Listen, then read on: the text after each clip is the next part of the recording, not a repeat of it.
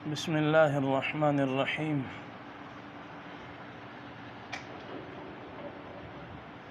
الحمد لله رب العالمين، والصلاة والسلام على خاتم الأنبياء والمرسلين وعلى آله وصحبه أجمعين. أما بعد، فأعوذ بالله من الشيطان الرجيم. بسم الله الرحمن الرحيم. لقد من الله على المؤمنين إذ بعث فيهم رسولا يتلو عليهم آياته ويزكيهم ويعلمهم الكتاب والحكمة وإن كانوا من قبل لفي ضلال مبين.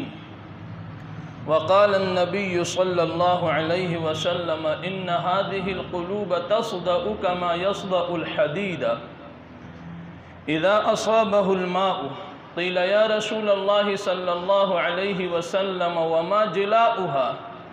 قال: كثرة ذكر الموت وتلاوة القرآن، أو كما قال النبي صلی اللہ علیہ وسلم. اللہ تعالیٰ نے انسانوں کو بے شمار نعمتوں سے نوازا ہے، اور جا بجا قرآن مجید میں نعمتوں کا ذکر بھی فرمایا ہے.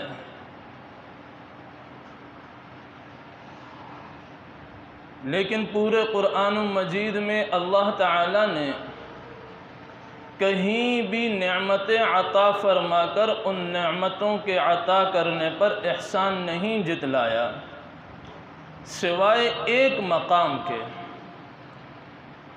سوائے ایک نعمت کے.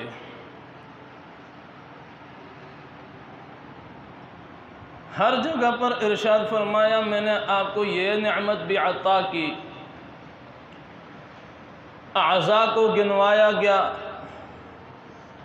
جسم کے اعضاء عطا کیے، آنکھوں کو، کانوں کو، زبان کے بولنے کو، ہاتھ پاؤں کے قوت کو، آسمان اور زمین کی نعمتوں کا جا بجا ذکر فرمایا. لیکن ان نعمتوں کے تذکرے کے بعد اللہ رب العزت نے احسان نہیں جتلایا ہے، بلکہ فرمایا: وَإِن تَعُدُّوا نِعْمَةَ اللَّهِ لَا تُحْصُوهَا. اور اگر تم اللہ کی نعمتوں کو شمار کرنے لگ جاؤ تو لا تحصوها، تم اس کی نعمتوں کو گن کر شمار نہیں کر سکتے.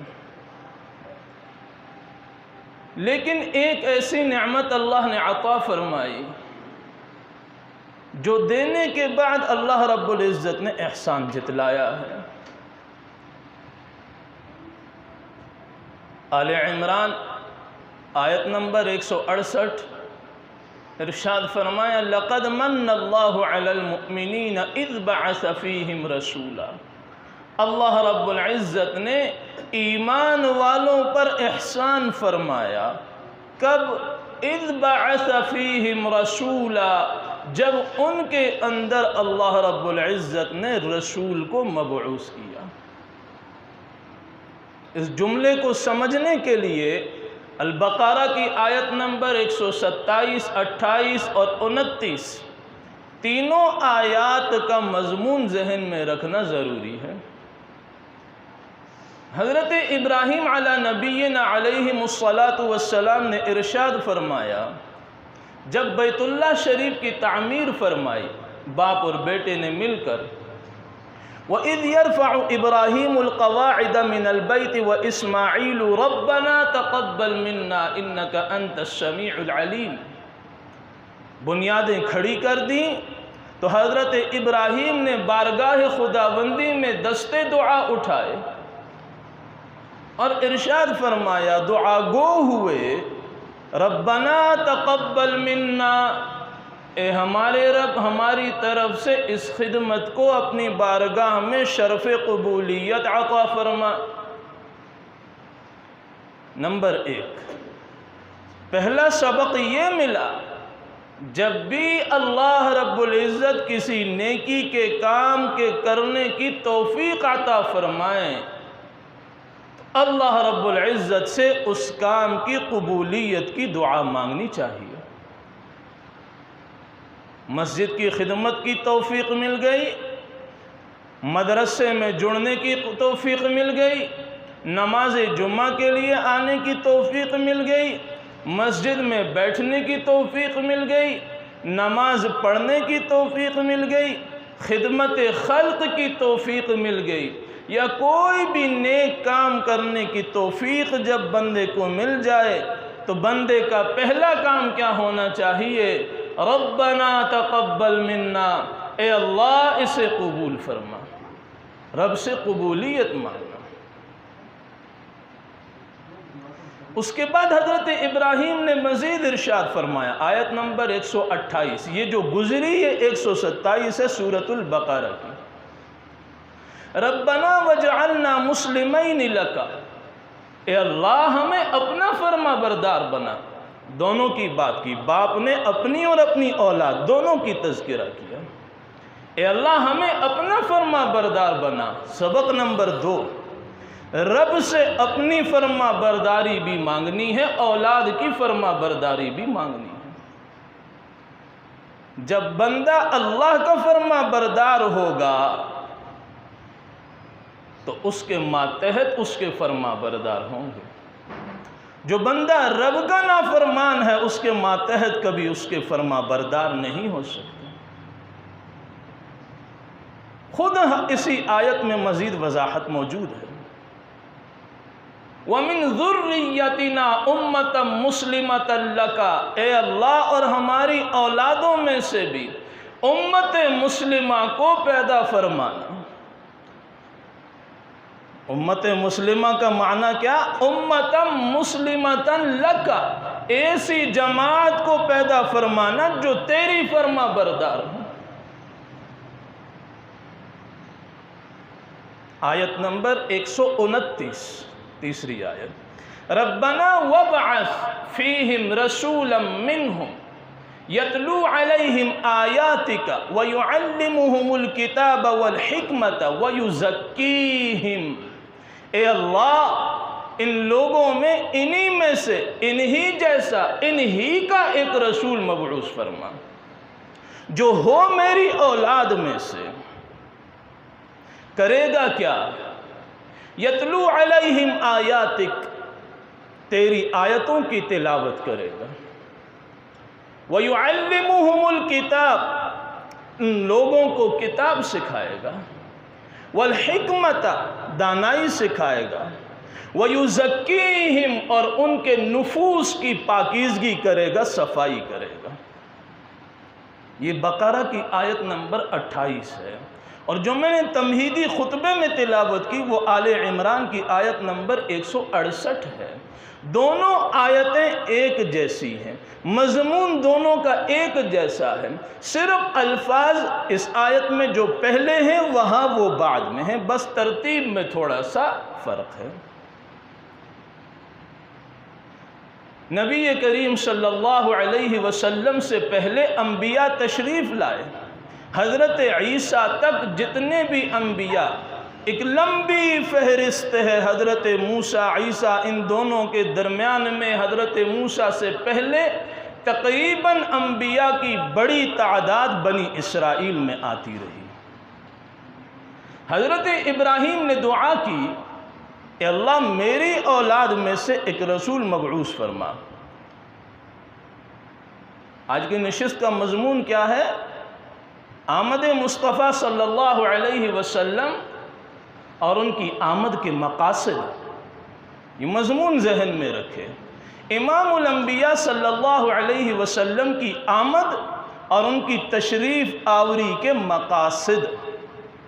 حضرت ابراہیم نے دعا کی، چنانچہ اللہ رب العزت نے حضرت اسماعیل کی اولاد میں سے محمد الرسول اللہ صلی اللہ علیہ وسلم کو مبعوث فرمایا۔ اس پر اللہ کا ہمیں شکر ادا کرنا چاہیے۔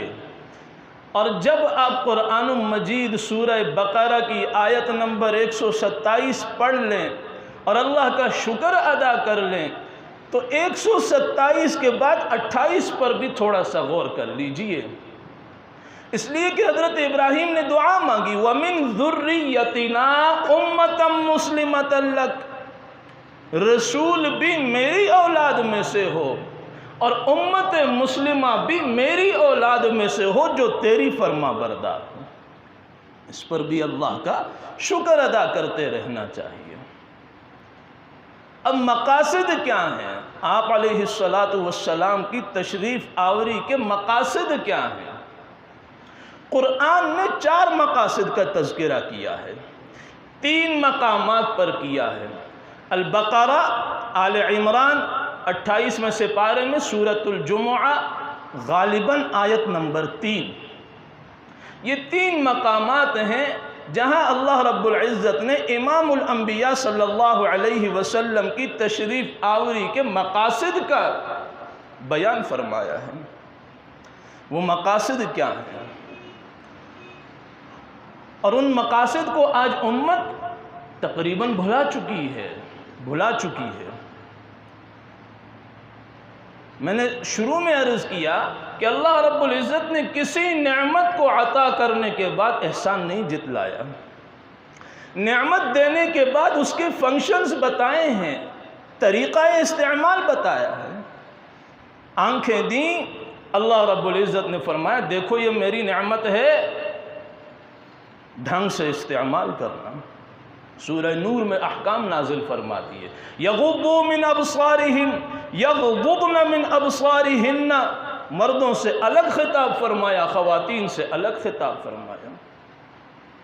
ہاتھ دیے تو سورہ یاسین میں ارشاد فرما دیا، الیوم نختم علی افواہہم وتکلمنا ایدیہم وتشہد ارجلہم۔ دیکھو ہاتھ پاؤں میں نے دیے ہیں، لیکن طریقے سے استعمال کرنا۔ اور وہ طریقے سے استعمال کرنے کا مطلب کیا ہے؟ جہاں میری خوشی ہو وہاں استعمال کرنا، جہاں میری ناراضگی وہاں نہیں۔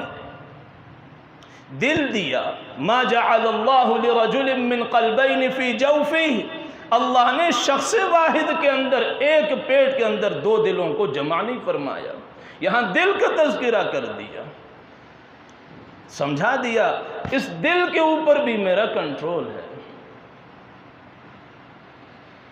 وَلِسَانًا وَشَفَتَيْن، دونوں ہونٹوں کا تذکرہ کیا، زبان کا تذکرہ کیا، فرمایا یہ لب ہلے تو میری رضا کے لیے، بصورت دیگر یہ بند ہی رہے، یہ زبان چلے تو میری بھڑائی کے لیے، میرے رضا کے کاموں کے لیے، میری ناراضگی کے لیے نہیں۔ ہر نعمت کا ڈھنگ اللہ نے بتایا ہے، طریقہ بتایا ہے، احسان نہیں جتلایا۔ لیکن جب باری آئی نعمت عظمہ کی، بڑی نعمت کی، تو فرمایا لقد من اللہ علی المؤمنین، اللہ نے ایمان والوں پر احسان فرمایا ہے، اپنی نعمت عظمہ عطا فرما کر، اذ بعث فیہم رسولا، جب ان میں اللہ رب العزت نے ایک رسول کو مبعوث فرمایا، یہاں احسان جتلایا ہے۔ اب ان مقاصد کا تذکرہ ہے کہ آپ علیہ السلام کیوں تشریف لائے، مقصد کیا تھا، کیا کرنے آئے تھے۔ تو بقرہ کی آیت اور آل عمران مضمون دونوں کا ایک ہے، الفاظ آگے پیچھے بس یہ ذرا سا کام بیچ میں ہے۔ فرمایا یتلو علیہم آیاتہ، آل عمران کی آیت پڑھ رہا ہوں، یتلو علیہم آیاتہ، وہ رسول کیا کرے گا؟ وہ تیری آیتوں کی تلاوت کرے گا، وہ تیری آیتوں کی تلاوت کرے گا۔ آج تلاوت لوگ کہتے ہیں وقت ہی نہیں ملتا، وقت ہی نہیں ملتا۔ مولانا اتنے دنیا میں مصروف ہو گئے، تلاوت کے لیے وقت ہی نہیں ملتا۔ ہمارے استاد محترم ترمذی شریف ہم نے جن سے پڑھی، ڈاکٹر یوسف خان صاحب دامت برکاتہم العالیہ، فرماتے ہیں ایک شخص مجھے ملا انتہائی مصروف ترین زندگی گزارنے والا، کہنے لگا مولانا برسوں بیت گئے مجھے تلاوت کا موقع نہیں مل رہا۔ میں نے کہا کوئی بات نہیں، یاد رکھیں جب بھی کوئی آدمی ایسی بات کہے تو فوراً فتویٰ نہیں جھاڑ دینا، بھائی تو برسوں سے تلاوت نہیں کر رہا، تو مسلمان ہی نہیں۔ نہیں فتویٰ فوراً لگانا بہت آسان ہو چکا ہے، آج کل تو فتوے مارکیٹ میں بکنے لگ گئے، ہر آدمی فتوے بانٹنا شروع کر چکا ہے سوشل میڈیا کے اوپر۔ حالانکہ اس استفتاء کے کام کے پیچھے کتنی شرائط ہے، قیود ہیں، اس کا علم نہیں۔ بہرحال جو موضوع ہے اس کے اوپر رہتے ہیں۔ تو حضرت استاد محترم نے فرمایا کوئی بات نہیں، نماز پڑھتے ہیں؟ فرمایا جی ہاں، 5 وقت کی پڑھتا ہوں۔ ارشاد فرمایا جب آپ مسجد جاتے ہیں سنتیں پڑھتے ہیں، فرضوں کے درمیان 4 5 6 منٹ مل جاتے ہیں؟ فرمایا مل جاتے ہیں۔ حضرت استاد محترم نے فرمایا ان 5 6 منٹوں میں مسجد سے قرآن لیں، وہیں بیٹھ کر تلاوت کریں۔ یہ لوگوں کی عملی زندگی استاذی کی زبانی بتا رہا ہوں، میرے سامنے یہ واقعہ نہیں، حضرت استاد محترم سے سنا ہوا واقعہ۔ فرماتے ہیں اس آدمی نے 1 مہینے کے بعد مجھے فون کیا اور کہنے کچھ عرصے کے بعد کہ حضرت اب میرا ہر مہینے میں قرآن ختم ہوتا ہے۔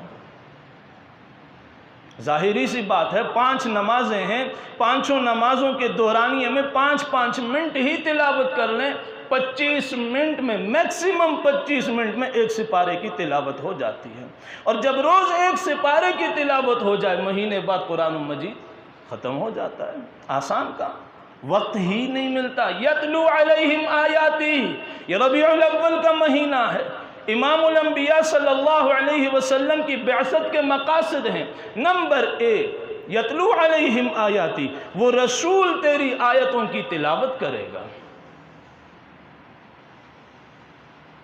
نمبر 2 وَيُزَكِّيهِمْ، لوگوں کے نفوس کا تزکیہ کرے گا، ان کے اندر سے چوری کو ختم کرے گا، ان کے اندر سے بغاوت کو ختم کرے گا، حسد کو ختم کرے گا، بغض کو نکالے گا، کینے کو باہر پھینکے گا، ان کے اندر سے ایمانداری کی جگہ پر جو بے ایمانی بنی ہوئی ہے اس کو باہر نکالے گا، اخلاقی برائیوں کو باہر نکال پھینکے گا، ان کے اندر دیانتداری کو بھرے گا، صداقت کو بھرے گا، دیانت کو بھرے گا، سخاوت ان کے اندر آ جائے گی، شجاعت ان کا حصہ ہوگا، وہ ہر جگہ سچ بولنے والے ہوں گے، وہ رب کے سامنے جھکنے والے ہوں گے، وہ آپس میں مل جل کر بھائی بھائی بن کر رہنے والے ہوں گے، وہ ایک دوسرے کی ٹانگیں کھینچنے والے نہیں ہوں گے، وہ رشتہ داریوں کو توڑنے والے نہیں ہوں گے، وہ رشتہ داریوں کو جوڑنے والے ہوں گے۔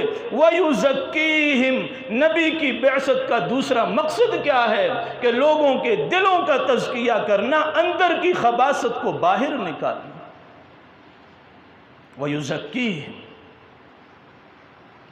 پہلا مقام کیا ہے؟ تلاوت۔ یہاں بہت سے لوگ یہ کہتے ہیں، اچھا یہ یاد رکھیں قرآن مجید ایسی کتاب ہے کہ جس کی تلاوت پر اللہ نے بہت بڑے وعدے بھی عطا فرما رکھے ہیں۔ بہت سے لوگ کہیں گے آپ کو ملیں گے، بھائی نماز پڑھ کے کیا ملتا ہے، تلاوت کر کے کیا ملتا ہے، مسجد جانے پر کیا ملتا ہے، نیکی کے کام کرنے پر کیا ملتا ہے۔ بہت سے لوگ کہتے ہیں، آپ کو معاشرے میں ایسے لوگوں سے واسطہ پڑے گا، بچے کو مسجد قرآن پڑھنے بھیجتے ہو کیا ملے گا، بھائی کو تم امداد کرتے ہو حالانکہ اس نے تمہیں کبھی سلام نہیں کیا، کیا ملے گا۔ سننا ہے، جواب میں پلٹ کر وار نہیں کرنا، ایک کام کیجئے، جو ایسی باتیں کہے اس کو کہہ دیجئے، آپ قرآن کی تلاوت کرنا شروع کر دیں بس۔ کیوں؟